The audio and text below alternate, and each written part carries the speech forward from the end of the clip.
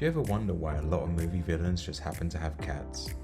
One of the most famous ones being Mr. Bigglesworth from Austin Powers, who is just as menacing and sinful as his owner, Dr. Evil.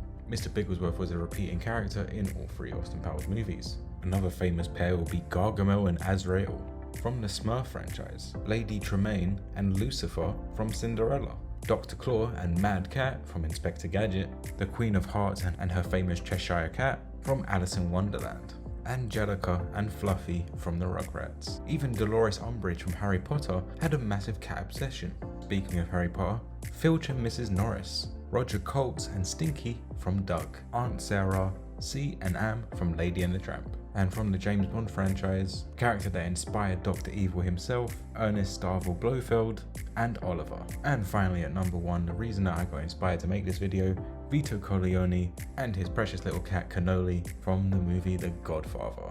Now it was said that The Godfather's original script didn't call for a cat, but after finding a stray cat on set, the cat had become a staple in the famous film. As the head of the most powerful mafia in New York, Vito didn't seem like the type who would love a kitty, so it seemed appropriate to have a cat in the scene at that time.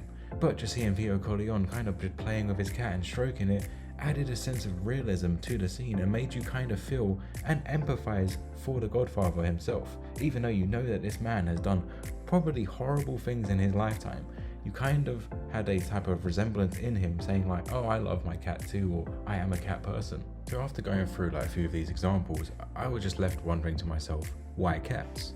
And it got me thinking. I mean, I love cats and dogs. I mean, I think I would probably say I am more of a dog person than a cat person, but I love cats just the same.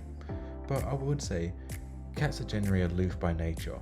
They're more independent and cunning, and cats exemplify traits that people may consider sneaky. I mean, they're designed for stealth, they love to stalk their prey, and they have like pretty much fists made of knives, which is obviously a movie villain. Now outside of that, I mean, yes, a lot of movies do use dogs as their villain pets. Dogs are more known to be man's best friend, and a lot of people see dogs as kind of dopey, lovable, or heroic. And outside of obvious movies like Cujo, dogs are known for things like protecting people and their owners, and it seems like they have been bred that way for thousands of years. If you look into ancient Egypt, cats were highly well regarded, and were considered to be magical creatures that brought good luck and protection.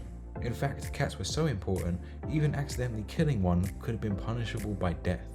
So why is it that all these movie villains are using cats as their pets? Is it to show a sense of their human nature inside of the villain so we can understand the character and feel more compassion for them?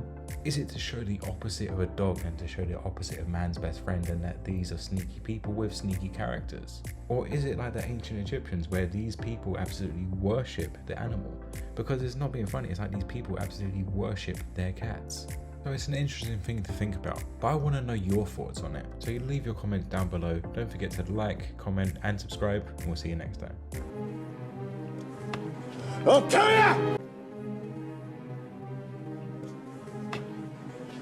I'll tell ya!